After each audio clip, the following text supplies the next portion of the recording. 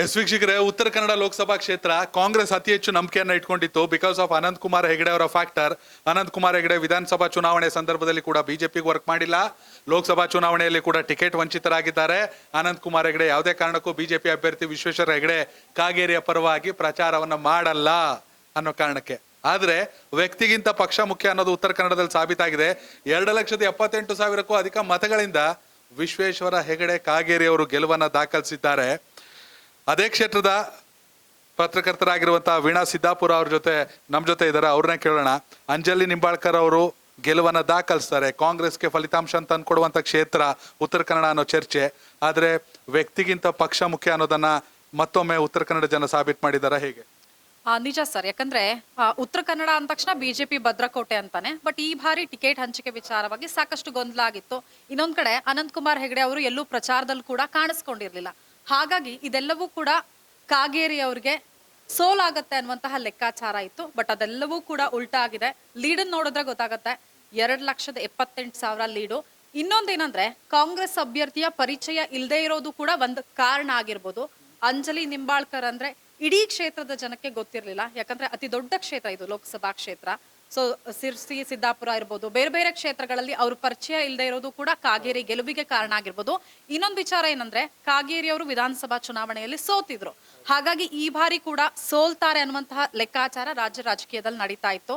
ಆದ್ರೆ ಅಲ್ಲಿನ ಜನ ಬಿಜೆಪಿಯಿಂದ ಯಾರೇ ನಿಂತರೂ ಕೂಡ ಓಟ್ ಹಾಕ್ತಿವಿ ಅನ್ನೋದನ್ನ ಮತ್ತೊಮ್ಮೆ ಪ್ರೂವ್ ಮಾಡಿದ್ದಾರೆ.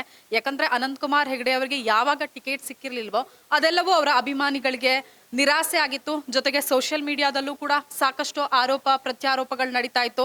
ಹೊಸ ಮುಖಕ್ಕೆ ಮಣೆ ಹಾಕ್ಬೋದಿತ್ತು.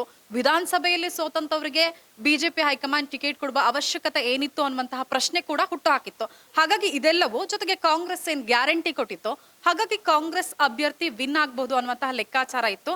ಬಟ್ ಪ್ರೆಸೆಂಟ್ ರಿಸಲ್ಟ್ ಅನ್ನ ನೋಡಿದ್ರೆ ಉತ್ತರ ಕನ್ನಡದ ಜನ ಬದಲಾಗಿಲ್ಲ. ಸೊ ಅಂದ್ರೆ ಅಲ್ಲಿ ವ್ಯಕ್ತಿಗಿಂತ ಪಕ್ಷ ಮುಖ್ಯ ಅನ್ನೋದು ಮತ್ತೊಮ್ಮೆ ಸಾಬೀತಾಗಿದೆ. ಯಾಕಂದ್ರೆ ಸತತವಾಗಿ ಬಿಜೆಪಿಯಲ್ಲಿ ಜೈಬೇರಿಯನ್ನ ಬಾರಿಸ್ತಾ ಇದೆ.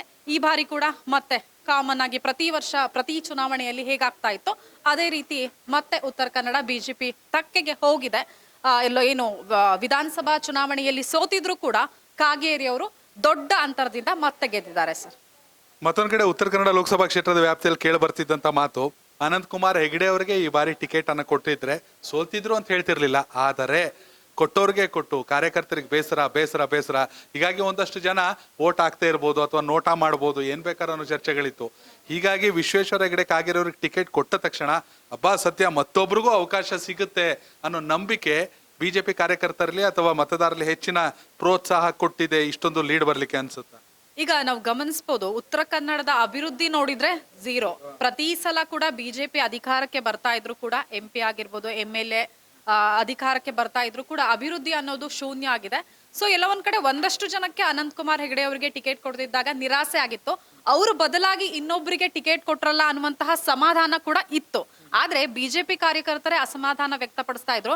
ಯಾಕಂದ್ರೆ ಭೀಮಣ್ಣ ಏನು ಶಿರಸಿ ಸಿದ್ದಾಪುರ MLA ಇದ್ದಾರೆ, ಭೀಮಣ್ಣ ನಾಯ್ಕ್ ವಿರುದ್ಧ ಏನು ಸೋತಿರ್ತಾರೆ ಕಾಗೇರಿ. ಸೊ ಕಾಗೇರಿಗೆ ಯಾಕೆ ಮಣೆ ಹಾಕ್ಬೇಕಿತ್ತು, ಬೇರೆ ಯಾರನ್ನಾದ್ರೂ ಕರ್ಕೊಂಡ್ ಬರ್ಬೋದಿತ್ತು ಅಂತ ಇನ್ನು ಕೆಲವರು ಅಲ್ಲಿನವರೇ ಹೇಳ್ತಾ ಇದ್ರು. ಯಾವಾಗ ಮೈಸೂರಲ್ಲಿ ಇದು ಪ್ರತಾಪ್ ಸಿಂಹ ಅವರಿಗೆ ಟಿಕೆಟ್ ಮಿಸ್ ಆಗತ್ತೆ, ಅಟ್ಲೀಸ್ಟ್ ಉತ್ತರ ಕನ್ನಡದಲ್ಲಾದ್ರೂ ಅವರಿಗೆ ಕೊಡಬಹುದು ಅನ್ನುವಂಥದ್ದು ಏನೋ ಕಾಗೇರಿ ಬಗ್ಗೆ ಸಾಕಷ್ಟು ನಿರಾಸೆಯ ಮಾತುಗಳು ಕಾರ್ಯಕರ್ತರಲ್ಲೇ ಕೇಳಿ ಬರ್ತಾ ಇದ್ರು ಕೂಡ ಫೈನಲಿ ವಿನ್ ಆಗಿದ್ದಾರೆ. ಸೊ 2.5 ಲಕ್ಷಕ್ಕೂ ಅಧಿಕ ಮತಗಳಿಂದ ವಿನ್ ಆಗಿರೋದು. ಒಟ್ನಲ್ಲಿ ಅಂದ್ರೆ ಉತ್ತರ ಕನ್ನಡ ಅನ್ನೋದು ಬಿಜೆಪಿ ಭದ್ರಕೋಟೆ ಅನ್ನೋದು ಮತ್ತೊಮ್ಮೆ ಸಾಬೀತಾಗಿದೆ ಸರ್. Thank you madam. ಮತ್ತೊಂದ್ ಕಡೆ ಸಂಗಮೇಶ್ ಅವರು ಇದ್ದಾರೆ. ಯಾಕೆ ಉತ್ತರ ಕನ್ನಡ ಲೋಕಸಭಾ ಕ್ಷೇತ್ರ ಅಂದಾಗ ಬೆಳಗಾವಿ 2 ವಿಧಾನಸಭಾ ಕ್ಷೇತ್ರ ಕೂಡ ಬರುತ್ತೆ, ಖಾನಾಪುರ ಮತ್ತು ಕಿತ್ತೂರು. ಹೀಗಾಗಿ ನೀವು ಕೂಡ ಆ ಭಾಗದಲ್ಲಿ ಸಾಕಷ್ಟು ಓಡಾಡಿದ್ದೀರಾ. ಎಲ್ಲೋ ಒಂದ್ ಕಡೆ ಬೆಳಗಾವಿ ಅಂತ ಹೋಗ್ತಿರ್ತೀವಿ, ಅಲ್ಲಾರೋ ಸಿಗೋ ಮತದಾರರು ಉತ್ತರ ಕನ್ನಡಕ್ಕೆ ಓಟ್ ಹಾಕ್ಬೇಕಾಗಿರುತ್ತೆ. ಎಲ್ಲೋ ಒಂದ್ ಕಡೆ ಬಿಜೆಪಿ ಅಂದ್ರೆ ಏನು ಸೆಕೆಂಡ್ ಫೇಸ್ ಅಲ್ಲಿ ನಡೆದಂತ ನೇಹಾ ಹಿರೇಮಠ ಹತ್ಯೆ ಪ್ರಕರಣ ಆಗಿರ್ಬೋದು, ಜೊತೆಗೆ ಖಾನಾಪುರ ಕಿತ್ತೂರು ಭಾಗದಲ್ಲಿ ಇದ್ದಂತ ವಿರೋಧ ಅನಂತ್ ಕುಮಾರ್ ಹೆಗಡೆ ಅವರಿಗೆ ಇತ್ತು, ಪಕ್ಷಕ್ಕೆ ಇರಲಿಲ್ಲ. ಅವೆಲ್ಲವೂ ಕಾಗೇರಿ ಅವ್ರಿಗೆ ಪ್ಲಸ್ ಆಗುತ್ತೆ ಆಯ್ತು ಅನ್ಸುತ್ತೆ. ಖಂಡಿತ ನೇಹಾ ಹತ್ಯೆ ಪ್ರಕರಣ ಖಂಡಿತ ಬಿಜೆಪಿಗೆ 100% ಏನಪ್ಪಾ ಅಂದ್ರೆ ಒಂದು ಪ್ಲಸ್ ಆಗಿರುವಂಥದ್ದು. ಅಂದರೆ ಈಗ BJP ಅವರಿಗೆ ಮುಂಚೆ ಏನಪ್ಪ ಅಂದ್ರೆ ಹೇಳ್ಕೊಳ್ಳಿಕ್ಕೆ ಸಾಕಷ್ಟು ಯಾವುದೇ ಈ ರೀತಿ ಇನ್ಸಿಡೆಂಟ್ ನಡೆದಿರಲಿಲ್ಲ.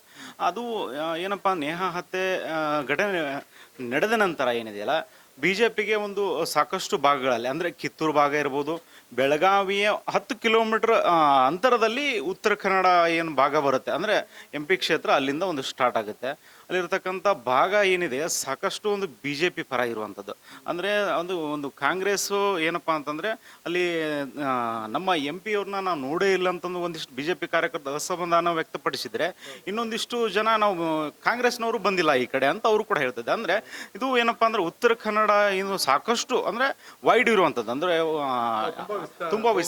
ತುಂಬಾ ವಿಸ್ತಾರವಾಗಿರುವಂಥದ್ದು. ಹೀಗಾಗಿ ಅಲ್ಲಿರ್ತಕ್ಕಂಥ ಕಿತ್ತೂರು ಭಾಗದಲ್ಲಿ ಸಾಕಷ್ಟು ಒಂದು ವಿರೋಧ ಕೂಡ ಇತ್ತು. ಏನಪ್ಪಾ ಅಂತಂದ್ರೆ ವಿಶ್ವನಾಥ್ ಕಾಗೇರಿ ಅವರಿಗೆ.